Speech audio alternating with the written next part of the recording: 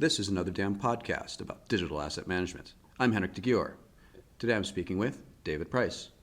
David, how are you? I'm very good, thank you. David, how are you involved with digital asset management? I am an applications manager at a healthcare provider, and I work within a marketing and sales group that manages a number of different digital asset management systems and workflow-related project work. Mm-hmm. And how does a healthcare provider use a DAM? Well, this particular healthcare provider has a large marketing and sales group, and as with any company that has marketing and sales, we have a lot of marketing and sales collateral. We have posters, brochures, flyers, booklets.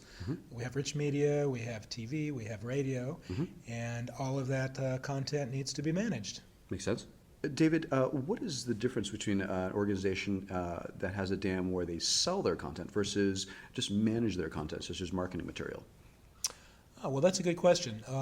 One of the things that I've realized is that that is an important differentiator in between DAM users, largely because the people that sell their content, who typically are in the entertainment or media business, TV, radio, music, etc., are much more concerned with the full workflow process from start to finish, because the DAM and the workflow management and the product management cycle manage their end product. It's their bread and butter. Sure.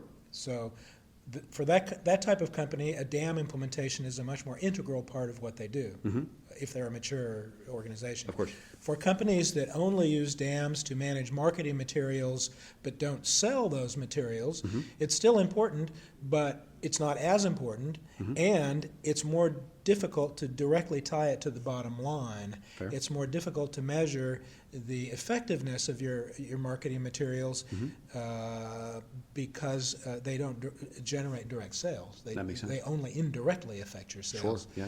Yeah. And that can actually be an impediment to purchasing, implementing, and supporting DAM systems also. So, each one has its pros and cons. Sure, I agree. Yeah, so one is slightly more vital than the other if you actually want to deliver something to be That's right. seen and sold. Sure. Yeah, Right. that makes right. sense. Yeah. Yep.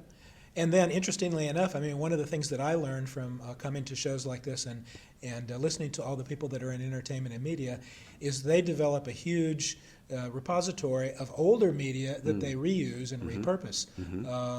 Oftentimes, watch TV. Oftentimes, like if a famous actor dies, or if a movie is re-released, or something like that, they'll go back and pull assets from 10, 20, 30 years ago, repackage them in some new format, and you'll see them again. Yeah, smart. Something that our type of DAM user doesn't do as much. Sure. Yeah. That makes sense. But you can still reuse those marketing materials. Sure, we can, but we probably wouldn't as much as... For a different campaign? Or, yeah, okay. Right. Fair. Yeah. What advice would you like to give to DAM professionals or people aspiring to become DAM professionals?